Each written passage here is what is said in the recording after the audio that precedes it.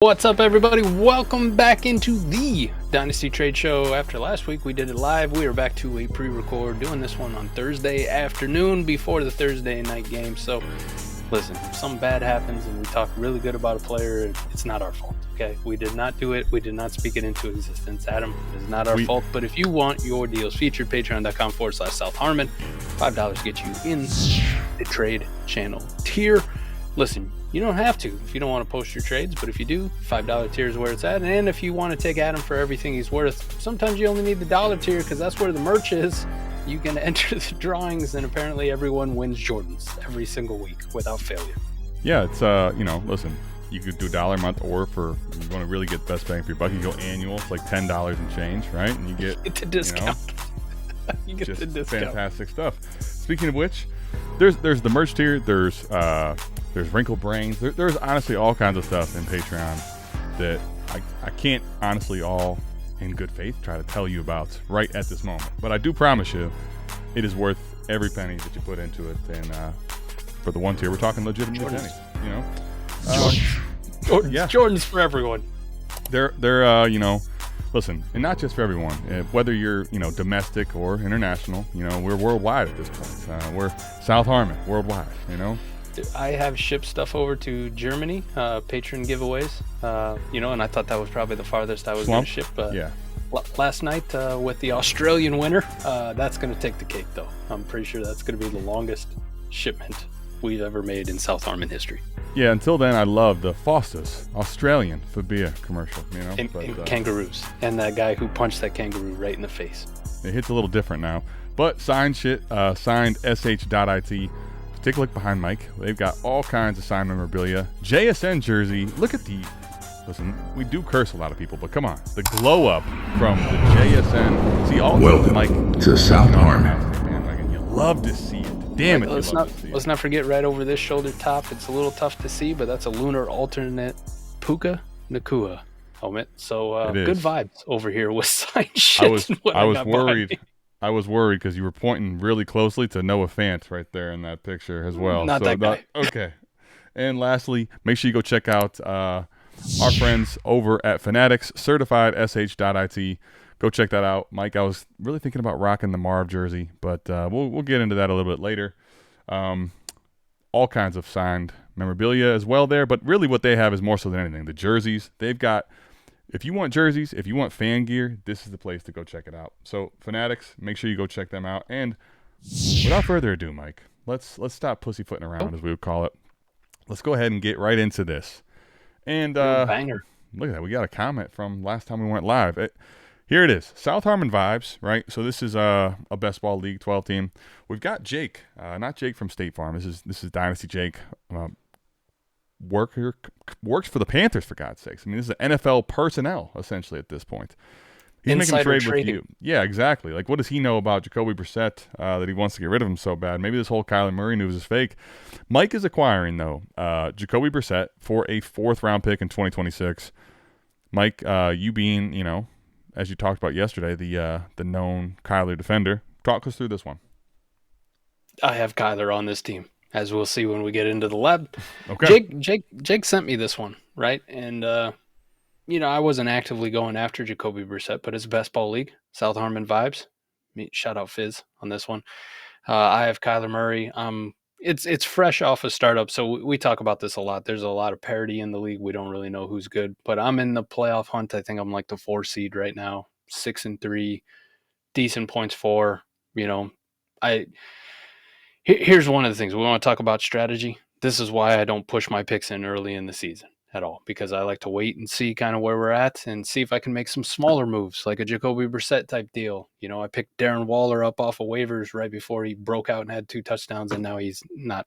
I mean, he might be dead for the rest of the year. We don't know, but you kind of want to wait and play. Might be or is, same thing. Right? Yeah, from the strategy aspect. Listen, you come right out of a startup. I'm not pushing all the way into contender. Like we got to get to the playoffs before I'm like, hey, this first is available, boys. Like I'm ready to roll.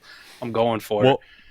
That's another nuance kind of moves I like to explain, do. Though. Honestly, that's another nuance to explain. Real talk is that a lot of people have a trade deadline that comes about, week 14, whatever it may be, right before the playoffs start, and pretty much all the South Harmon leagues by and large, and this is the preferred way we'd like to play, you can trade into the playoffs, right? Basically, we're not going to tell you when you can and cannot trade. So that is a nuanced part to at least discuss. If you have a trade deadline on, this would be a little bit different. But go ahead. I just wanted to make sure we explained that point a little bit. Yeah, I was just double checking because I didn't make this league. It's Fizz. Fizz made this league. It's our South Harmon Vibes league, Mike, inaugural league. Even if it wasn't, I don't know what it is, honestly. I believe it is. But no trade deadline. That's what I thought. But even if it was, it would be a good talking point to be like, hey, maybe I need to have a different strategy. Okay, so we're on the same page. Even let's just hypothetically say, I don't know what most, let's call them normal leagues, right? What most people play in. You and I are different. Our normal is no trade deadline for sure. But I think the normal still, at least as far as I understand, is the trade deadline is. I would say the trade deadline being off is more. Well, it's week. I think it's right before the playoffs. So like week 14, whatever the playoffs is, week 15, whatever it is now. It like is right up. Remember, it's like the minute right until then. You can trade until the games are finalized on the last week before the playoffs. I'm pretty sure I got one with it. I didn't set the trade deadline, but let me go look real quick. It's an old league that I had. I want to see what the trade deadline is. I'm almost positive. No trade deadline in that league either. I'm almost positive. I'll pull up one that has one here, but I'm almost positive it's the week before the playoffs start. So the trade deadline is basically on, and then you can trade all the way up until the last game. Monday night is finished. The moment that Monday night finishes, or somewhere in that like midnight window. Remember, Mike, it's right around there. Hard cut off, and then trade deadline's over until the playoffs have finished in the championship. Right, not dynasty, but redraft. Redraft. I know I got a trade deadline in a redraft league. Now redraft typically happens a little earlier, I believe. Standard. I didn't change any of these settings on it. Sure. Right. So when you go to sleeper, whether you set up a redraft or you set up a dynasty, the trade deadline is going to standardize as the same, regardless. So it's week 12, Adam, for most people.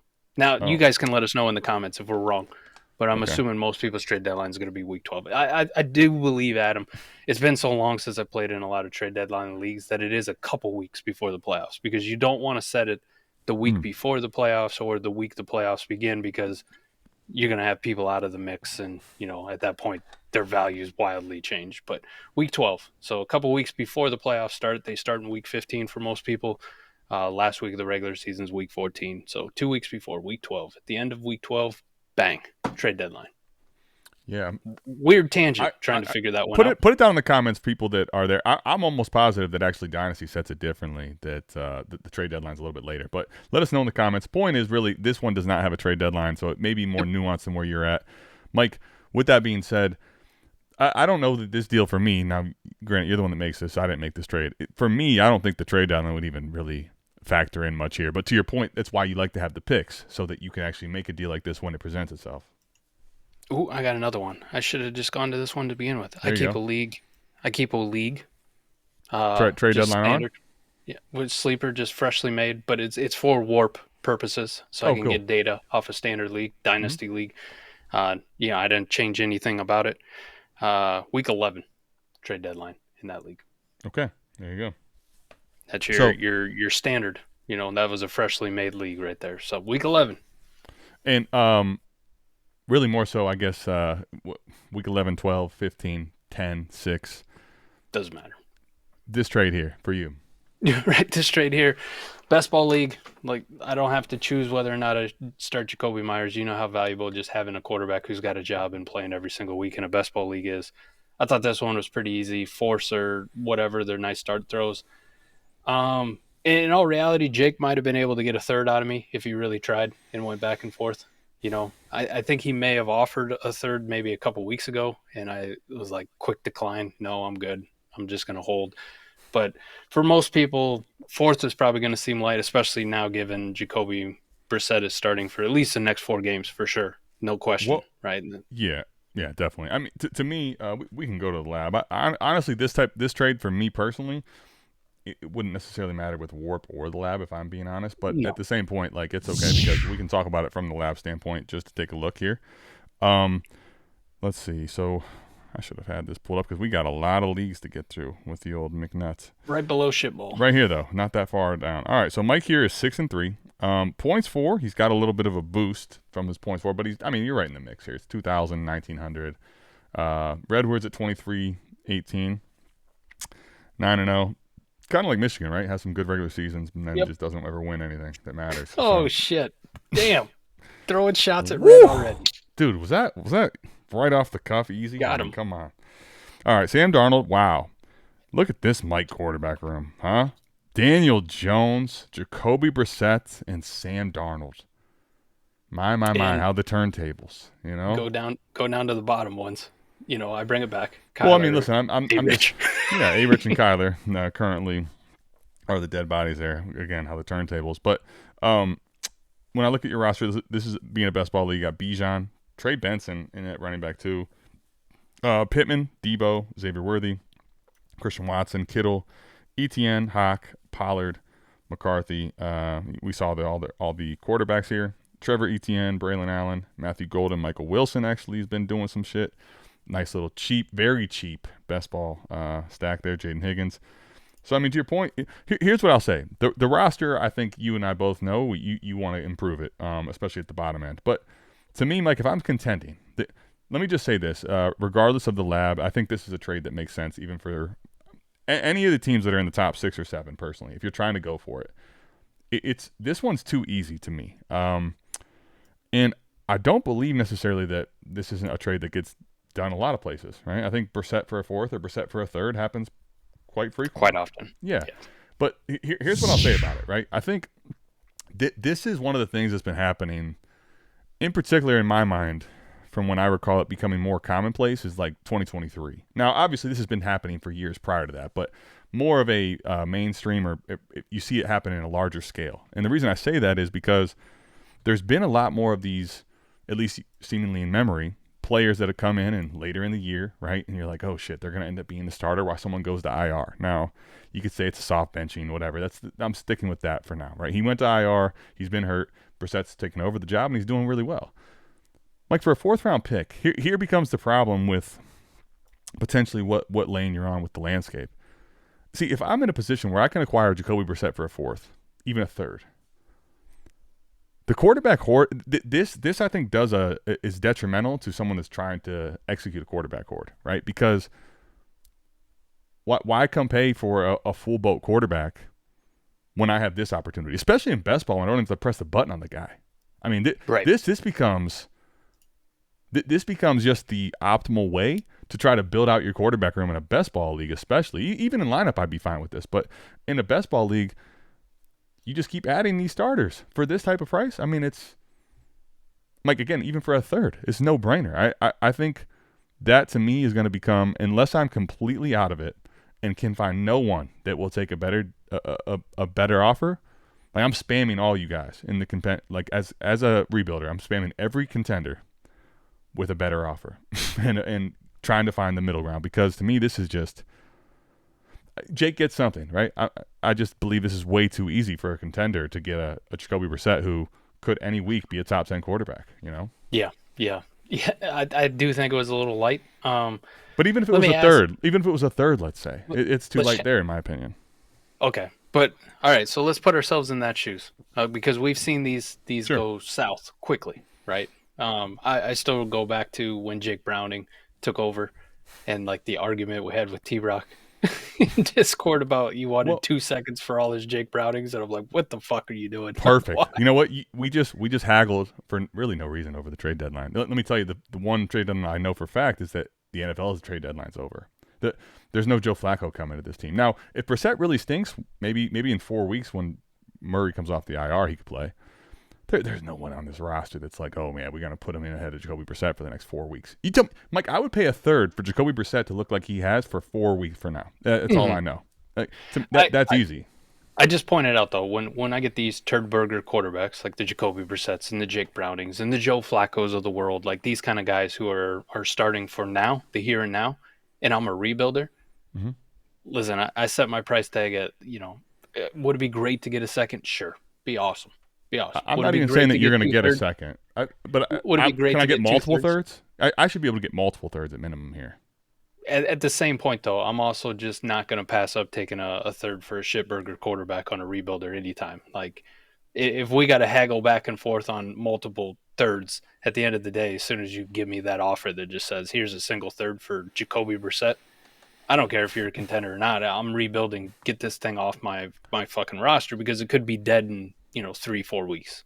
Yeah, and maybe, Jake, maybe you did this, and again, this doesn't have to be how everyone does it. For me personally, when I'm thinking about it from this standpoint, right, like when you have a third or a fourth or a couple thirds, what's the whole idea here with that pick, right? Like, what are you saving it for in essence?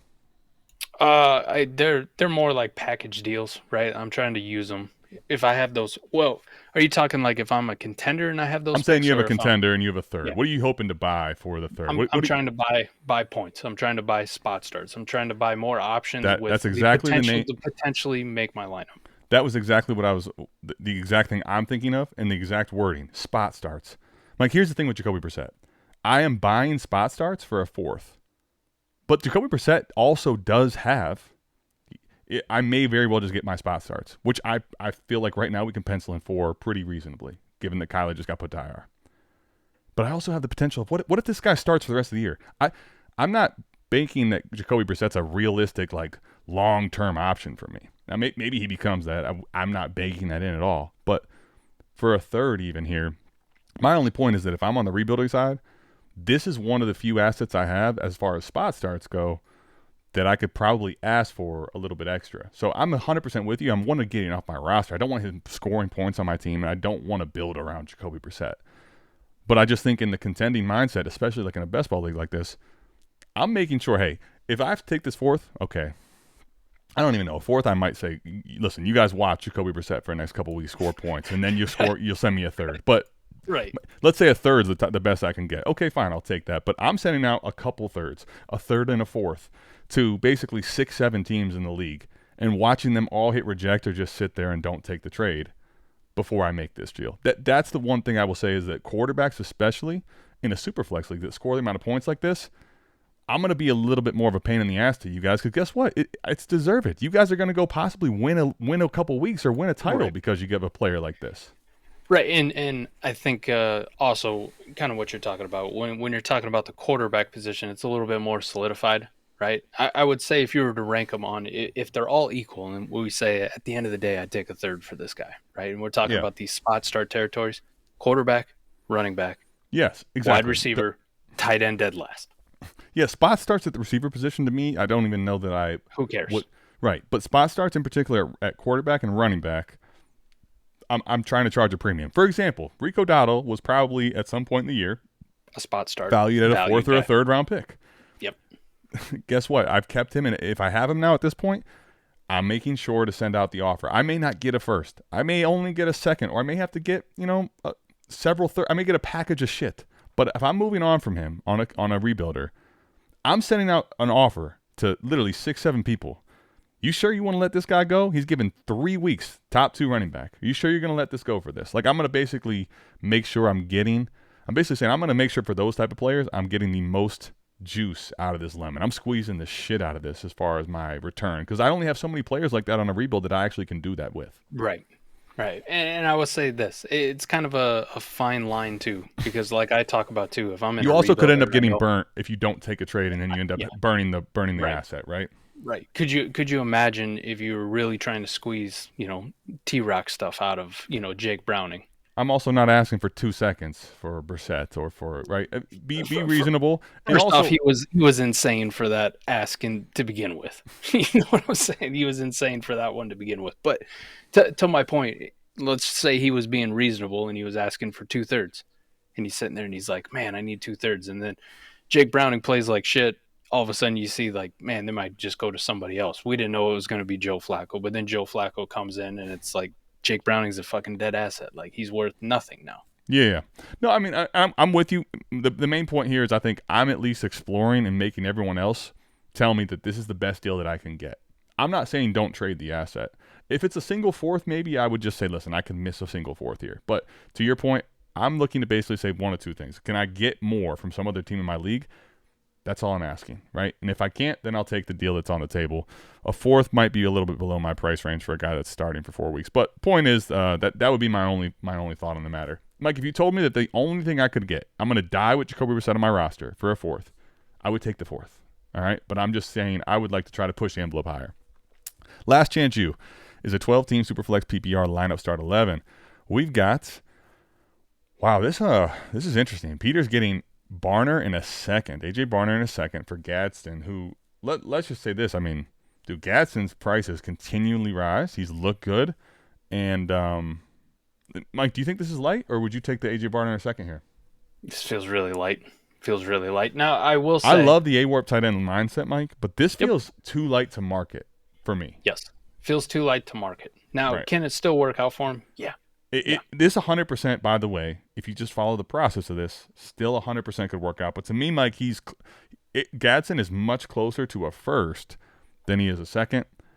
I don't know exactly where Costy's team is. We could take a look at that. But I think here's what I'll say. Process-wise, it's probably smart. What I would probably critique, I'm going to probably basically say the exact same thing. Just listen to what I said the last time. Like, I would be looking to try to make sure I could get, is it possible someone would send me a third in this? Is there someone would send me another second, right? Try to milk as much as you can out of it. Here's the problem. It's more player-based because, honestly, it is.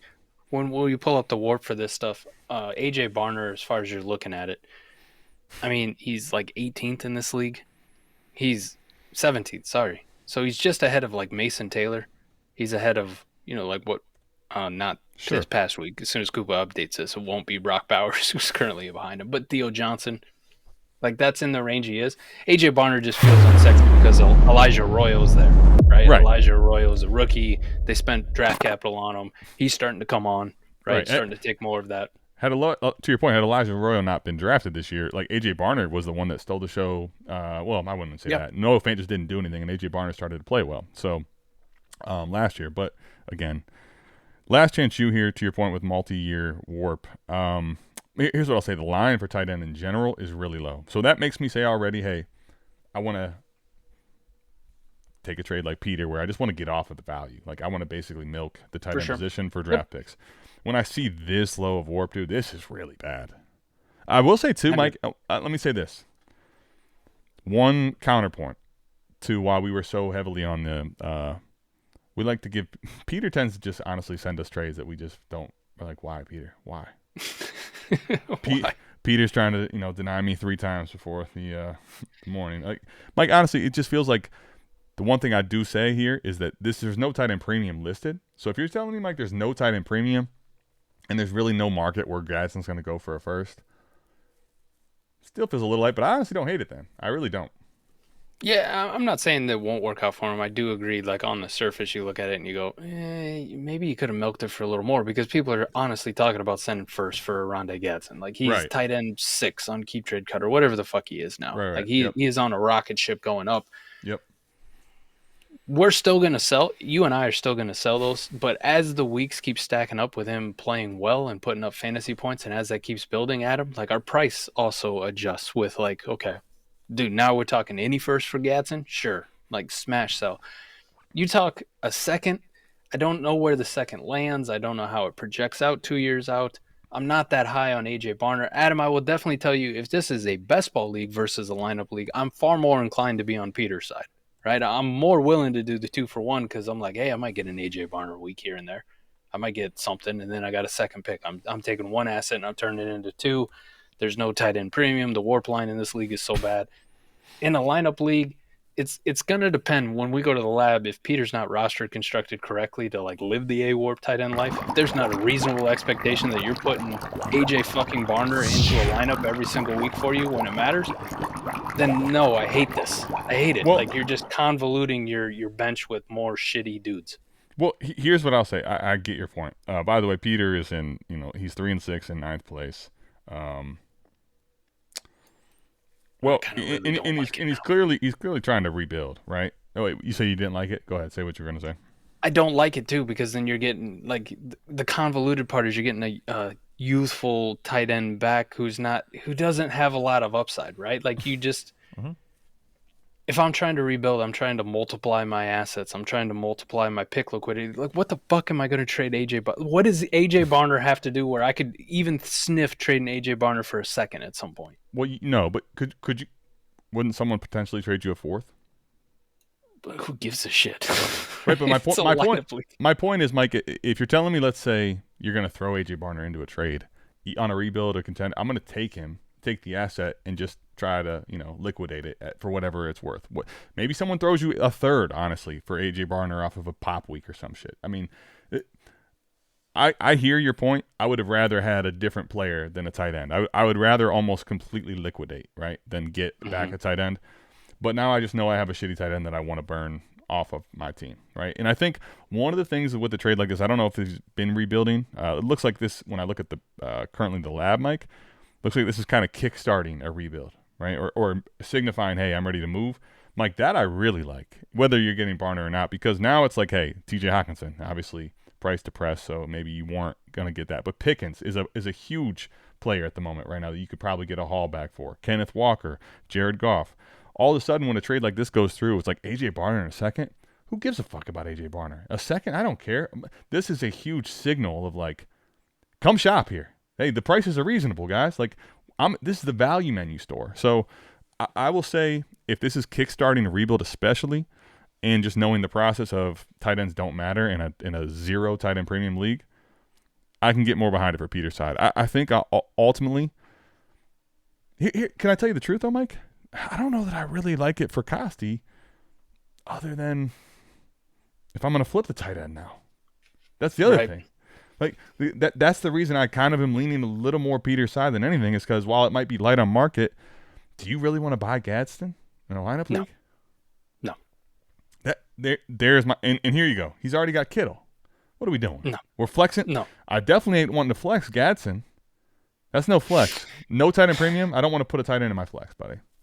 Here's like, I think Peter was on the right track, right? Because I do not like it for Costi, and I wouldn't do this shit for Costi in a no tight end premium league with that WoRP that bad. Dude, I'm not giving up a second in fucking anything for Oronde Gadsden. Kiss my ass. Like, I'm good. But looking at Costi's roster, like, man, there were so many other targets instead of the fucking AJ Barner thing that I could have got back that I feel like might have some upside at some point, right? Like that has a path to, hey, maybe it matters for my contending team when I'm contending, or maybe it matters to another contender that I can flip this.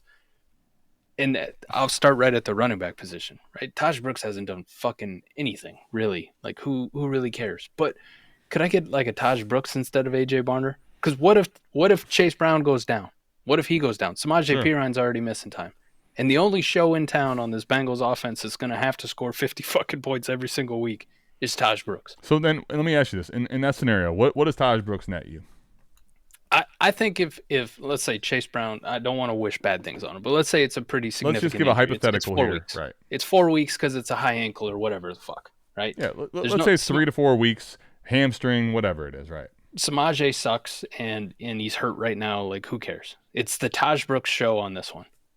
And we're talking about, dude, on the Bengals offense, Taj Brooks could go out and have like a 20-point fucking week just off of touchdowns. He doesn't even have to look efficient. He doesn't even have to look good. He's just going to have scoring opportunities. Definitely. A contender might pay a second for that. He might, right? He might. But it might get you 2/3. Good. My only point is I agree. Maybe there's a little bit more upside with the Taj Brooks, to your point, in the best case scenario there.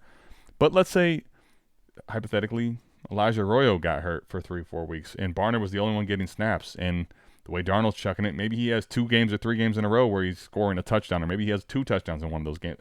He's not going to probably command a second. To your point on the edge. Here's my only problem with what you're saying. Is Elijah Arroyo is just now starting to come on, right? Right. The Seahawks have been playing well and throwing the ball really well. Sam Darnold's been playing well.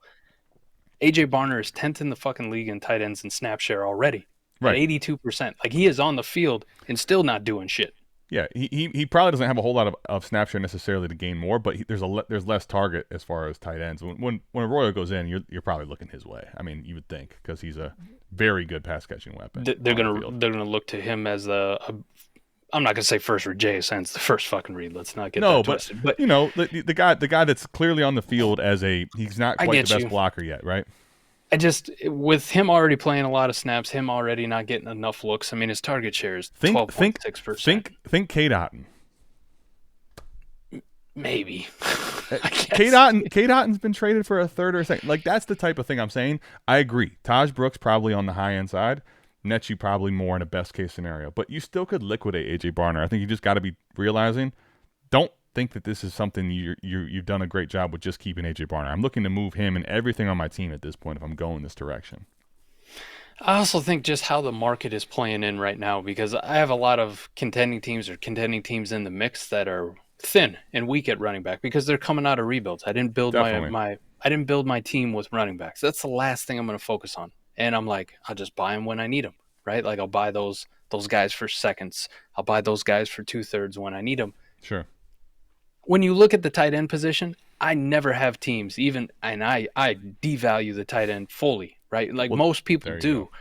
When you're talking about a tight end like AJ Barner, even though he's 17, 18 in WoRP, like hovering around that, it's like, dude, why the fuck would I give you 2/3 for AJ Barner when I can go pick Joe Blow up off the street off of waivers and get the same fucking thing? Because you're not going to be the person making that trade, and because most people don't actually look at WoRP, and because most people are willing to buy impulsively at the tight end position or at the running back position, and that's, I think, the biggest thing, getting people to buy on the impulse. And that's one of the things I think that gets missed is like, oh, to your point here with Gadsden. Gadsden, I think, can be bought right now. He's an impulse buy. That's the only reason why on the other end I'm like, man, could you have gotten a little bit more? Gadsden's one of these people that everyone's asking about right now. For the last 3 weeks, Mike, I've been hearing, at least 2 for sure. Gadsden, what's he going to go for? Would you send a first for Gadsden? I wouldn't.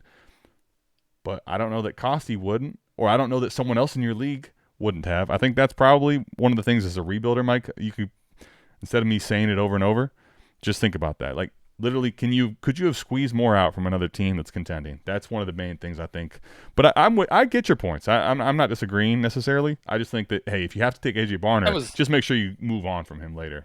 That was a long way of me just taking another shot at D-Rock and just telling him, AJ Barner sucks ass, man. Get over it. Okay, well, how about this? Caleb Johnson, does he suck ass? And probably.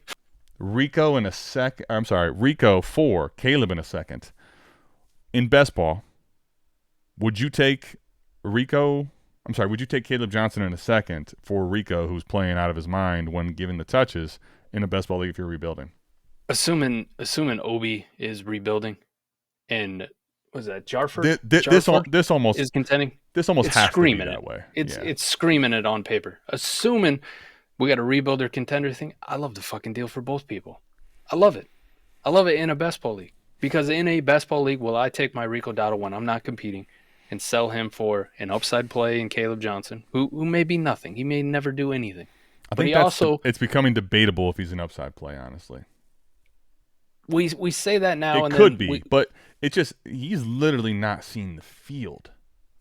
We say that now, and then we get to the end of the season, and Kenneth Gainwell's ass and Jalen Warren's hurt, and Caleb Johnson's the only thing that they have, and the Pittsburgh Steelers are in playoff contention, and Caleb gets in the game and scores 3 touchdowns and runs for 100 yards, and all of a sudden everybody goes, "Oh my God, I never stopped believing." Hypothetically, that could happen. My point is, debatably, the upside is becoming less realistic.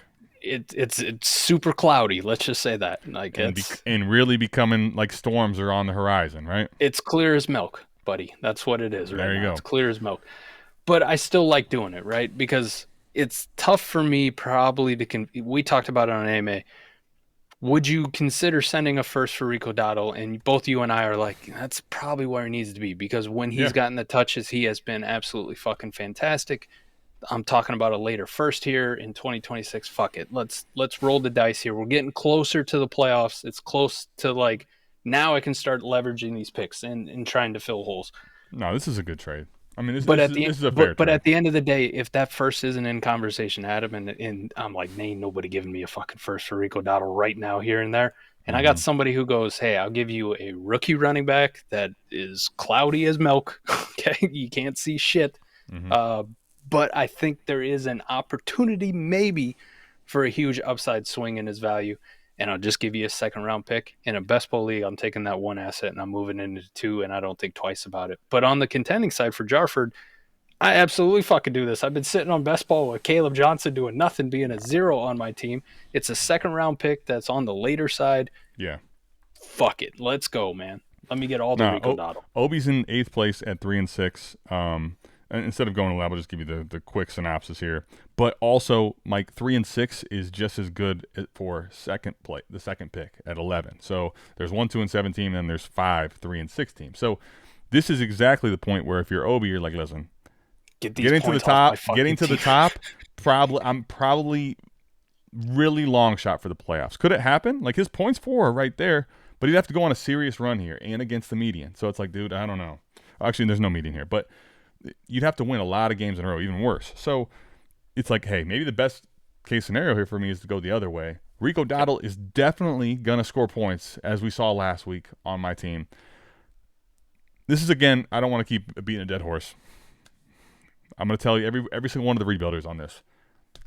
If I'm going to hit this accept button on this, or if I'm sending this out to this person, I'm making sure 6-7 other people in my league get an offer that's maybe slightly better before I put this through. But I think, Mike, realistically, this is probably about what the market says. I just feel like with what we've seen from Rico, he's potentially a massive steal at that cost. So that'd be my assessment of this. All right, 12-team Superflex lineup start 12, Mike. Premier Dynasty League. Damn, you hate to see it, but you knew it was coming. J-Day shares have to go. You're trying to contend. So Miguel is picking up J-Day. Gerard is getting Caleb Williams, a second in Mandrews. Lineup start 12, half-point tight end premium, Mike. You doing this? So Dynasty Barry and I almost had a deal very similar to this. Okay. Done today. Now, it was a best ball league, not a lineup start 12, but very similar and involved a lot of the same players. I send away Jaden Daniels to him, a rebuilder. He sends me Caleb Williams, and instead of Mark Andrews, it was DJ Moore. Here's the part we haggled on. DB also wanted me to attach a 27 second to the Jaden Daniels side. Ooh. And I was like, nah. That was the tax you couldn't doing do. that shit. So I took the second off, sent it back, rejected immediately. But let's talk about this one. This would be something if I was a contending team, whether it's lineup or best ball, I think I would do, right? The Mark Andrews piece, between Mark Andrews and DJ Moore, do I really give a fuck? I mean, they might as well be the same thing to me. I'm probably more likely to start Mark Andrews at a tight end position than I am to start DJ Moore right now in a lineup league at the wide receiver position. You're hoping to continue to find the craziness based on the usage with DJ Moore that we saw recently. That's there are 6 one way, half dozen the other, Mike. I'm with you. I'd probably lean Mark Andrews as a staple starter for the way that I build the tight end position. Like, you could probably look at most of my teams and be like, yeah, Mark Andrews is clearly your starting tight end. But I don't really care necessarily. Like, I would take either one, right? The only tough part is the second, right? Yeah, that's the thing I was going to say, Mike. Is it basically, to me, I'm taking on Andrews in the second as very ancillary pieces of the deal that you're hoping maybe you can use. Chances are you may not actually benefit necessarily from either one of these, if we're being honest about it. Now, in the lineup start 12, you hope Mandrews would help you. But who knows what the second can buy you. Here's the difference, Mike. If I go back and I reverse this trade out, if I'm sitting on – this is one of those things where I love using the trade show, honestly, and just seeing what the market does. If I can go back, Mike, and I look at this trade right here, right, and I say, hey, I have a Caleb-ish player. Mm-hmm. If I can go here, and now I know in my league dynamics and market that second, even if I had to attach a player better than Caleb, let's say, and I can make Rico Dowdle on this side of the deal, like I'm running to the accept button. I'm breaking my phone, and I'm okay with whatever new phone I have to buy because I made this trade. Like, so that's I think where the second makes it interesting. It's also if I don't have that market, and I'm gonna basically sit on the second for all year. What do I care? I don't know. Like, maybe Miguel's deciding really late to toss into the towel that, I need to rebuild, and I'm trying to go for the better quarterback asset. I just hate sending that second round pick, especially because it's in 2027, right? Like, that was the one thing I found interesting. If you're rebuilding, hopefully, and maybe this is the case, Mike, you're looking at a team where it's like a bunch of injuries, and you're clearly not going to. It's not your year, but next year you look at your draft picks and where you're at. Like, obviously, this is a team that should contend. I can kind of see it.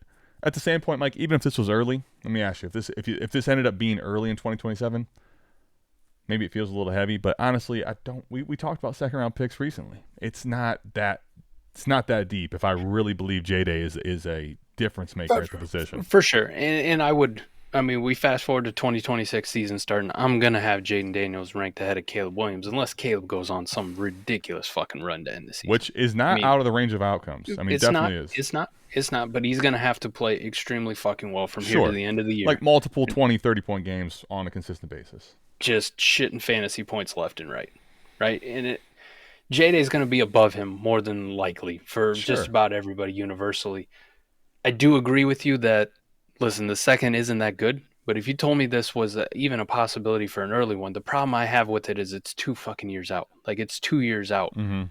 That is 2 years of potential, like you said, with the previous trade, where I could have used that plus a Caleb Johnson-esque player to get me into a fucking Rico Dowdle if I was even close to competing. That I fucking hate that part. Like, I hate taking that liquidity if I'm deciding to rebuild and just chucking it to the wind, even though I feel like I'm upgrading the Jaden Daniels part. I was just going to say, actually, Mike, to me, if I was closer to full rebuild, I'd almost prefer that. And I know people are like, well, then that means it's 201, 202, 203. Okay. But I'll probably get something similar to that back that I'm going to draft or use, and I can draft multiple shots. But what I don't like not having is if I'm going to contend next year, even if it's a late second, being able to use that as a part of my chamber. So I get your point there. I think this is a very fair trade, frankly, though. I think it is. I think it's fair, but I'm definitely siding with the contender side. I'm siding with Gerard because I think this was a fucking masterclass of. We talked about it on AMA. Like, if I had to, as a contender, 1-for-1, where's my cutoff? Caleb fucking Williams is that cutoff. Then you toss in a free Mark Andrews and you toss in a 27 second that I can then go use to maybe make a Rico Dowdle type fucking move and just keep solidifying it. And I'm going to go win this championship. Mike, that's the theme of the show, and that's where I've been. I don't know why it's always about this time again.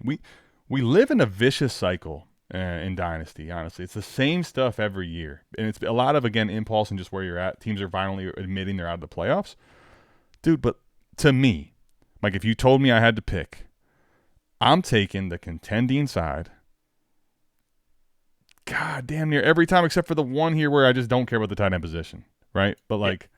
Mike, it's just that's what I would be doing here, frankly. So I don't know. I'm just going through these, and it's just, to me, we're too easy. We're giving away stuff a little too easy here, in my personal opinion. So we're letting them off the hook.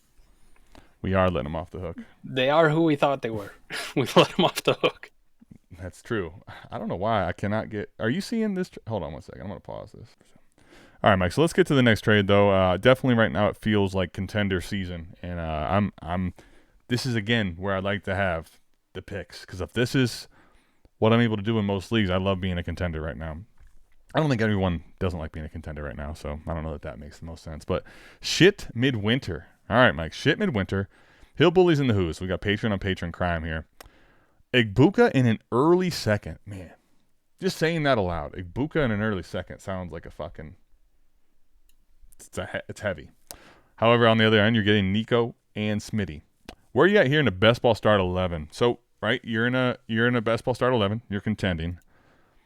Are you willing to basically come off of Ibuka, down tier to Nico, but also get for your early second Smitty in this trade?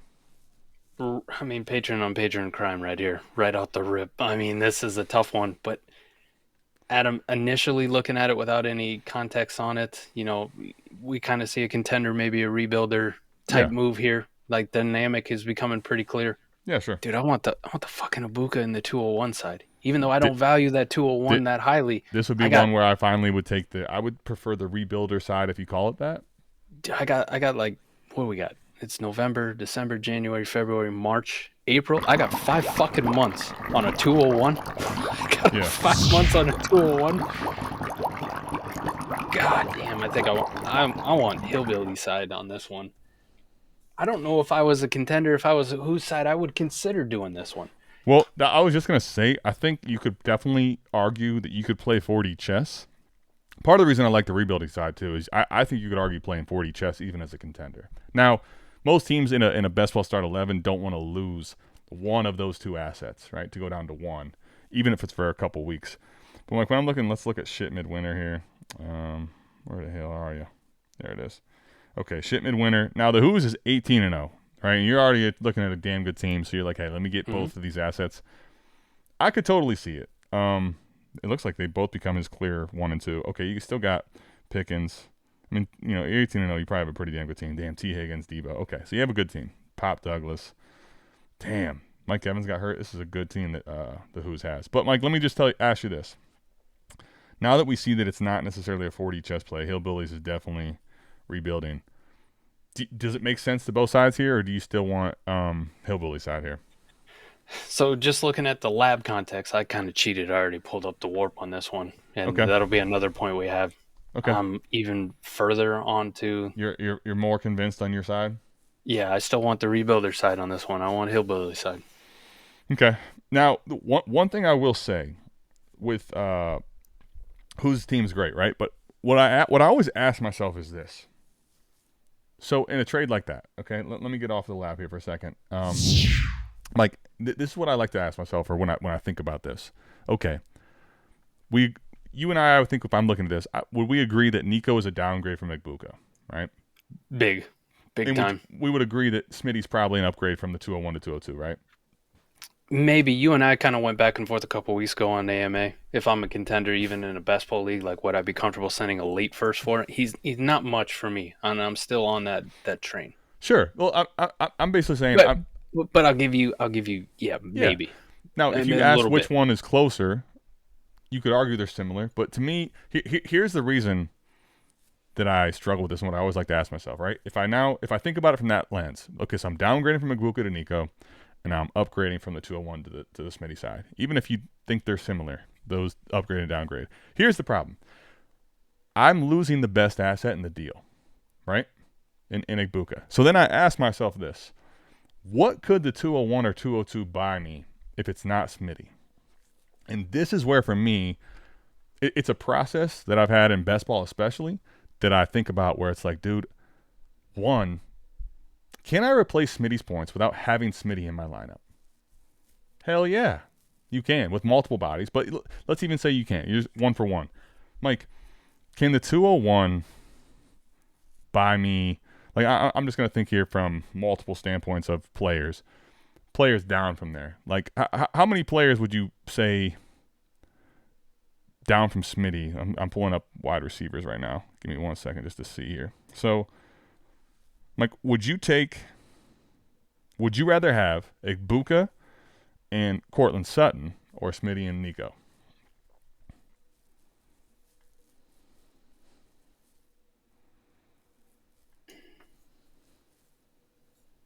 I think Ibuka and Cortland Sutton. Same. I definitely would. And again, the reason is because, Mike, Ibuka is the one piece here that captures immense upside, most valuable piece in the deal, and for what it's worth, still could outproduce Nico for the rest of the year, right? So what I'm basically saying is, if I'm trading away a player of Ibuka's caliber and an early second, I want an upgrade at the best position. Now, I like your thought process, and let's keep going on this one, just quickly on this one, because while it's not gospel, right? Yeah. Devontae Smith is the 60th ranked asset. 61st ranked asset on Keep Trade Cut. KTC, okay. I'm just going to start listing off dudes ranked lower than him, right? Yep. When we talk about what could the 201 possibly buy. Right. J.J. McCarthy, Jalen Waddle, Travis Hunter, Rondé Gadsden, Chris Olave, Jordan Addison, A.J. Brown, Travion Henderson, Javonte Williams, Zay Flowers, Michael Pittman Jr., Colston Loveland, Michael Penix, DK Metcalf, RJ Harvey, Xavier Worthy, Chase Brown. I haven't got to probably the best one yet because Rico Dowdle's all the way down here at 90-7. Sure. I was just sticking at receivers for the moment. But yeah, I mean, absolutely. When you bring in all the different positions, right? I don't necessarily know if this was a specific wide receiver need. My point really more so is in best ball, Mike, I can probably, instead of having to get Smitty, and maybe that is a win from the 201, maybe I don't win that much from the 201, but I still keep that prized possession. Because right now, Mike, if you tell me Smitty, Nico, this is the last tie-in, right? So I think about what could the 201 buy me that's not Smitty but close, or maybe even a little bit less. This is the last piece that makes it, to me, the Ibuka side. Mike, let's say that Ibuka, Nico, and Smitty all go on tears the next 3 weeks. Which asset's going to go up the most? Ibuka is going to be in the conversation for wide receiver 1 overall. He's going, because of his age and because of where he's at already and because of the hype. Mm-hmm. He's flammable. He could go extremely high. Smitty and Nico they're going to go up, but they're not going to go up seismically. On the other side, all three of those guys play like absolute shit for the rest of the year. Who's going down the most?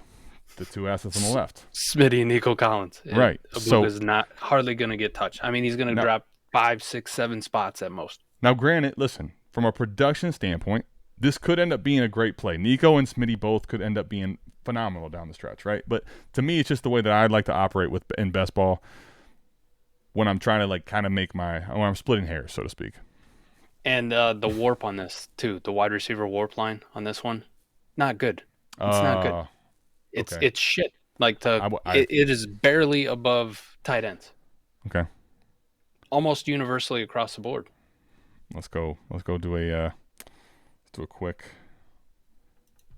Let's go. I mean, I'll give you a prime example. Where league? I mean, you're talking like Kamani Vidal is better than him. So I almost skipped over to the next trade. Now, I will say this. Obviously, when we talk about this, it is just as negative to Ibuka as it is to the other guys. But the 201 doesn't have to be thrown into this, right? You don't have to spend the 201 on a receiver. When I'm looking at single year here, for the record, to your point, it's the 3 elite guys, which honestly, Mike, when you look at it, yeah, they're different than the rest. But here's the thing. Ibuka hasn't played as well the last couple weeks. We're dealing with the hamstring. We don't necessarily know what the future holds. Even those last 2 weeks shitters, talking about a damn good asset here, right? But even if we go equality, right, we play the equal game, I mean, it's Swift. It's Swift. Right? Like, so the 201, I think probably from a WoRP perspective, would have been better thrown into a receiver. Instead of a receiver, thrown into a running back or a quarterback. I just want to see what real quick multi-year looks like and see if this is an aberration. It probably is not. Because it's not like wide receivers haven't been scoring well this year. It's probably going to be just what the WoRP shows you across the league. We've had some wide receiver heater weeks this year. You know? Absolutely. We just did the recap and we featured a couple of them. And here's a prime example, Mike. When the elite receiver line is around and below the tight end line, it's a mid-winner. They're freezing out in this league. I want to have good receivers, but here's the other thing, Mike. Not just the top part of this, right? You're looking at, in multi-year, a couple guys in the over 4, but look at how flat this is, dude. All of a sudden, when you get to, and this is best ball in general, once you get to asset 30, so wide receiver 30, Mike is going to be just as valuable, if not more valuable, than every other skill position out there. So as opposed to having Smitty, let me go get anyone, Khalil Shakir, go way down the line, and then let me get some running backs or something else here. I'm with you. Yeah, it's a best ball league too, right? Like, it's a prime example of how you and I both like to build these, especially when they give you the shitty wide receiver WoRP. Dude, I'm just going to beat your ass with the Khalil Shakirs and the Rashid Shaheeds of the world and the Cooper Kupps and the Jerry Judys and the Troy Franklins and the Darius Slaytons. Like, who gives a shit? Dude, as long as I got like 7, 8 of these fucking turds, like, this is going to be my whole wide receiver room. My focus on assets is going to be, let me put them into running back position. So when you talk about the dynasty value between like Ibuka or Nico or Devontae Smith or whatever, listen, not everyone's going to prescribe to the WoRP, and Ibuka is still going to carry a shit ton of value. Sure, yeah, of course, as you should. Right? The production may not match up, but I know the dynasty value is definitely there. Safer, bigger ceiling, higher floor. Yeah. Across the board. The 201 becomes an even bigger gross misuse of an asset on a contending team when you can go easily acquire something that actually matters to you in best ball. And I'm just going to run with the shitty wide receiver room. Like, I don't mind listen, I got Ibuka. I know the wide receiver WoRP ain't that great. He carries immense dynasty value. Let me flip him to a rebuilder. But go fleece that rebuilder for shit that actually matters. Right? And don't include the 201. Like, use that as a piece to go get something else from somebody else. That's what I would have preferred to do, honestly. Like, if I'm going to shed Ibuka, like, can I split Ibuka into 2 receivers? And then can I use the 201 in a separate trade to just grab a running back of some caliber? Even if it's a little bit overpay. Here you go. Let's get spicy, because Jackson Dart from universally a late first, and honestly a lot of times early second round pick in the rookie drafts, post NFL draft. Jackson Dart, in people's wildest imaginations, would not have been an asset to acquire J-Day this season. Here we are, Jackson Dart and T. Higgins for J-Day a second and a fourth. Honestly, the fourth just feels like we're just rubbing salt into a wound here, buddy. I mean, yeah. The fourth is irrelevant, but let me ask you, would you do this if you're in Redwood's shoes here, Dynasty Best Ball, start 11? Would you get Jackson Dart and T. Higgins for a second and J-Day? So I would not give up Jaden Daniels for Jackson Dart straight up. I need a first. And here's the thing. T. Higgins to a second is definitely a win, but is this enough of a win? Huge win. I'm like, man, if I'm going down to Jackson Dart from Jaden Daniels as well as Jackson Dart has played, right? That is no sure thing. We want to project that, next year when he's got, more draft picks and, maybe another wide receiver and Malik Neighbors back, he's going to continue his elite production fantasy points wise. Like, we love what he's doing. Yeah. I do also think this is what sucks because I was the one like higher on Jackson Dart, it felt like, than everybody else when I'm talking about, listen, in most drafts I'm looking at taking him 105 or 106. It felt great. It felt great at the time, and now Jackson Dart is climbing top 10 ranking? Yeah. Top 9, top 8. He's definitely a top 12 most places you're looking. He feels too expensive. Like he feels like he's way too high. The problem is I don't subscribe. I listen, I'm not Jackson Dart hating at this point, right? I believe what I've seen is good. I think he's going to obviously be their starter next year. I think with Malik Neighbors back, hopefully Cam Scatterbo, what they add. Listen, I'm not telling you I don't like Jackson Dart, but I'm just not of the mindset that I'm buying him as a top. To me, Mike, I feel like I can't really go past much around 15 without being like, if I'm paying above that, I have a hard time.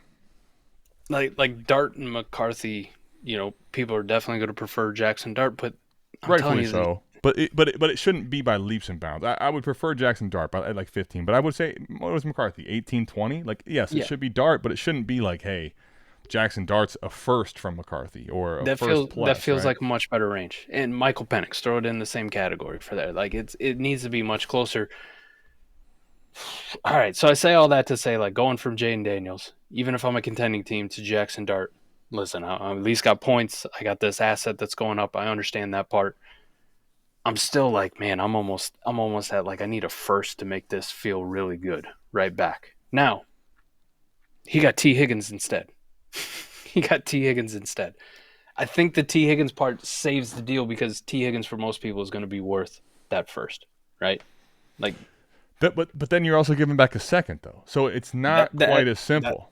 That part sucks then. Like, why do I got to give up to second? Well, and here's the thing. Let me just say this. What I can subscribe to, and I'm not necessarily saying I'm buying it into it yet on a contender, but I do think at some point, part of the reason I have excess picks and I try to hold them as long as possible is there is a tax. It's across the border tax. It's your scoring points, and I don't have to.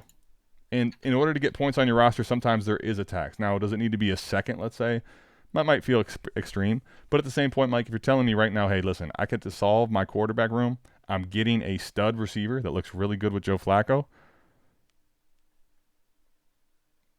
I think it's probably about, realistically, if you waited 2 weeks, this is the only reason I can get behind a little more right now. We talked about how the value is probably not going to go up. It's only going to go down on J-Day. There's a potential, Mike, in 2 weeks that this isn't even the best trade that I can get. Now we pull up the lab. I got a lot more questions than I have answers. I don't. Well, that's why, this is exactly what you get on the show. A lot of times you get questions. Yeah. You got questions? I don't know that we have answers, but we'll try. I don't know what the fuck is happening here. The fuck is happening here? Oh, well, I feel bad for what's about to happen.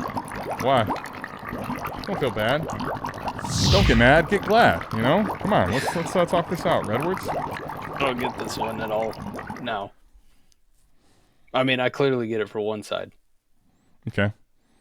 Well, here, I'll save you some time. You can sort by alphabetical order on the leagues. There we go.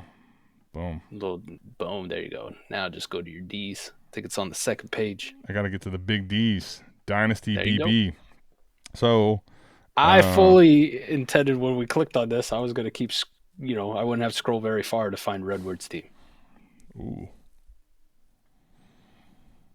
Yeah, he's not going for it this year. Well, you don't think so anyway. It's mathematically not in his best interest to go for it. It's not impossible. Right. It's not impossible. There you go. That's kind of what I was trying to get to. It's not impossible. It's not impossible. You're saying there's a chance. Well, I mean, I can't even the way the lab kind of works. I can't even show you his roster while keeping him on the screen here. So that would be him in 9th place for the record. 6-12, 1,454 points. When you look at his team, he's got Lamar off the injury, right? He's getting Bucky back, hopefully. Let me ask you, Mike. I'm actually this is an interesting question because if you go to WoRP, Jackson Dart, sorry, Jaden Daniels this year in WoRP in this league is probably going to be an interesting conversation. And just across leagues right now, he hasn't been that great. Let me ask you, do you think in a scenario like this where maybe I make the playoffs, maybe I don't, but I'm getting off of a second and splitting the assets to where Jackson Dart maybe stays within reasonable striking range production-wise of J-Day, but I'm getting T. Higgins for a second. Do you think there's some merit to that at all? There is some, but what I fear for a lot of people is the same reason that Jackson Dart's gotten propelled up into top 9, 10 category, wherever the fuck he's at right now. Mm-hmm. Like it feels like we're buying because he's doing it right now, and this is what we've seen. But what we fail to remember is he's doing it right now to a level that is pretty good, but it's not like some of the greatest shit. Like it's not as good as what we saw from Bo Nix last year. It sure as fuck ain't as good from the season that we saw from Jaden Daniels. It's not like he's pushing top 5 quarterback every single week. It's not like he's finishing QB1 overall. It's not like he's finishing QB2 or QB3 overall. He's putting up damn near 20 points, Well, I mean, let's be reasonable. He's had 2 quarterback 3 finishes, right? He started only 5 games, 6 games. Mm-hmm. He started 6 games. He's also had a quarterback 7 week. And here's the one thing that's very interesting. He's basically been, depending on scoring, 5 of his 6 weeks quarterback 12 or better. And the one thing I think we can all agree, even Bo Nix, Jackson Dart has worse weapons for sure, right? Than Bo Nix, definitely even than J-Day. Yeah. The interesting part about it is, Mike, if you remove Jackson Dart for a second, remove all the player names that you said. The craziest part, Mike, if you told me right now that somebody has 5 rushing touchdowns in 4 games over 50 rushing yards, that's as Konami gets in 6 games. That's Jackson Dart. Yes. So if you think he can continue to run like this, in which, I mean, listen, I think he can. I don't know if he's going to sustain some serious hits, but it's hard to argue with the rushing floor, I think, is the big reason why, if you were going to bet on Jackson Dart. Now, listen, I agree with you earlier. We talked about this. I think it's a little aggressive given the landscape, but that I think is the benefit or the reason why you might be willing to buy into the Jackson Dart hype and kind of say, hey, he's a Konami guy. I'm not saying he's not, but okay. So we're talking about Jaden Daniels too. Not the greatest season from him this year. Sure. Right. And you talk about Jackson Dart has no weapons, right? Malik Neighbors done, and it's Wandale, and who gives a fuck? Jaden Daniels has also dealt with that. No weapons, right? Like he's got no running game. He's got no Terry McLaurin. He's got an old Deebo Samuel who's kind of in and out. I mean, he's thrown to Jalen Lane and what was Luke McCaffrey and like 87-year-old Zach Ertz. This is what he has to work with.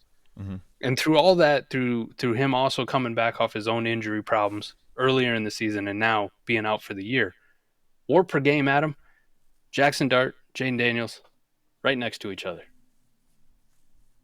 Well, here's the one thing though, Mike. When you look at his finishes across the weeks, he's only had one. Jaden Daniels this year's only had one top 5 finish. All his other weeks are outside of quarterback 1 territory. Mm-hmm. And yet the WAR per game on them ends up being almost right next to each other, which is hilarious. Well, because also Jaden Daniels does play in those first 2 weeks of the season where Jackson Dart wasn't playing, so they probably the quarterback scoring, whatever how that equals. But and listen, I'm not telling you J-Day's like a bad asset or anything. I'm just saying from this season standpoint, with J-Day supposed to be taking that big step forward again, as we all are hoping sophomores would. He didn't necessarily do that. His points are still basically always over 20. I'm not saying he's like... No, I just want to be clear. I'm not talking total WARP either, right? So it's not like J-Day's getting a boost. WoRP per game. So actually games, where Right, they but were. but per game also means like the 2 games that Jaden played versus the field. That's going to determine his WoRP in those games, right? So that's part of the thing where it just depends on who's scoring well that week. To your point, that is WoRP. But conversely too, like the weeks that Jackson Dart is QB3, maybe the quarterback WoRP as a whole is all the way down. You know what I mean? Or it's very flat. Which gets to even the bigger point of the conversation. Look at WoRP across your leagues at the quarterback position. Mm-hmm. And if you want to bet on the quarterback position maybe not being as high as it always has been, you could argue T. Higgins for a second. If these quarterbacks are similar in scoring, the WoRP quarterback scoring you believe is going to be down futurely, T. Higgins versus second, Mike's not even close. Right. Yeah, T. Higgins versus second. That's T. Higgins all day in that one. So if you think that you can kind of keep pace, so to speak, with Jackson Dart to Daniels, now listen, I'd like Daniels over Dart. I'm not arguing for that. I'm just saying that if you think in best ball that they keep close, you can kind of keep serve. It's not crazy. I think it feels crazy at the moment because we're just kind of getting used to J-Day's injury. But you guys let us know in the comments, man. It probably feels still late to me, but I can understand the process. I just it's a Michigan thing, I guess. I don't know. It is a Michigan thing. I would have understood it a lot more too if he was actually like fully competing. If we pulled it up and I was like, oh man, he's 4th in the league. But that's why we brought up the conversation. I think at this point you're betting on this in the long term game. You're betting on 2026. This is what you're betting on. You're betting on all of them. 27, kind of 28, kind of like 29. Michigan. Your hopes for this year are over. Like it's not happening for you. Poor bastard. We're just taking shots at Michigan all show. Feels good though. You know what, Redwoods? Honestly, and here's the thing: we're rooting for you. That's the other thing. We are. So, we're rooting for you and your $10 million quarterback. I'll say this too. That one, I think I would say, Mike, I think that one was even if it was a contender rebuild deal, right? By and large, I think the contending side felt like the winning side of the trades today. Not all of them, but I think the Ibuka in the 201 felt like maybe that was the rebuilder side. And then you could definitely argue just even in best ball, Mike, just grabbing J-Day at the injury discount. But I think overall what I'm seeing here is, listen, this is a great time to have picks, and it's a great time if you have picks. Send out a bunch of offers. I was arguing on the flip side, right? If you're saying I'm a rebuilder, Mike, and I'm going to get off of assets I have to move off of that are points, I'm trying to get as much juice as I can out of this. If I'm on the flip side, Mike, I'm sending out my 4th, my 3rd, my 2nd for a bunch of players from a bunch of different people that I'm comfortable with. I only need one to hit accept. I only need one Redwoods out there that believes that the trade I sent them is some Godfather offer, and let it go through. So spam them out, baby. I think activity it's paramount about this time, honestly, to win. Whether it's trading, whether it's in the waiver wire, and picking up additional draft picks, sending the draft picks away. There's a lot to happen here in these next few weeks, and we continually, unfortunately, have injuries. So, knock on wood, that stops. But I think it's a good time to try to be acquiring contending assets, personally. We've hit that part, right? We're very cautious at the beginning part of the season, right? We hit on it a little bit at the beginning of the show. Yep. Right. A lot of parity, especially coming right out of startups or in most of your leagues. We really don't know because the injury bugs, the bye weeks, all that stuff hasn't hit us. The underperformers haven't hit us. The surprises, the Javantes of the world we didn't know were good. Yep. The Rico Dowdles of the world we didn't know were good. It takes a bit, but now we're into, listen, we only got a handful of weeks before the playoffs start. We're in fight mode. What the fuck am I holding on to these assets for? It's time to really start getting active and really start pushing those picks. And I'll say this last part too. If you're really, trying to tighten this up as best you can to go win, the other thing to really consider is your league and roster construction. We have plenty of videos here. Maybe we can link some down in the bottom, Mike, if we have anything with roster construction, talking about it. We're cleaning up your roster construction. So, Mike, think about this. Terrell Jennings last week, right, was a good example of a person that literally was not really owned across any leagues. Now, Mike, here's the thing. Travion Henderson obviously still took majority of the work, although Terrell Jennings might give you a very decent spot start last week. But think about this. When we move forward, go back to Sincere McCormick's types before he gets hurt. There are going to be players that are basically universally not very well rostered at all that could end up be looking at the bell cow for the week, 2 weeks opportunity. Mm-hmm. Making sure you're cleaning up your bench so you have more opportunities to get those running backs, right? And also, Mike, what else? Making sure you have enough fab to go secure those players. Gotta get that fab, baby. Get the fab. That's another thing that we didn't see any of these things in the deal. Mike, I'll tell you this. In tiebreaker situations, if I'm really close, you laugh at me if you want. You'll be seeing me throw in 10, 12, 15, 20 bucks, you know. Let's see what we can get. Even if you give me 5. I'm looking to make sure I can beat McNutted on the waiver wire, you know. We'll see what happens. I try to do the same thing to you too, buddy. I know, buddy. It's a fun grind on the waiver wire. We love you. We will see you back here, same time, same place next week for the Dynasty Trade Show. We are out of this thing. Peace. Peace.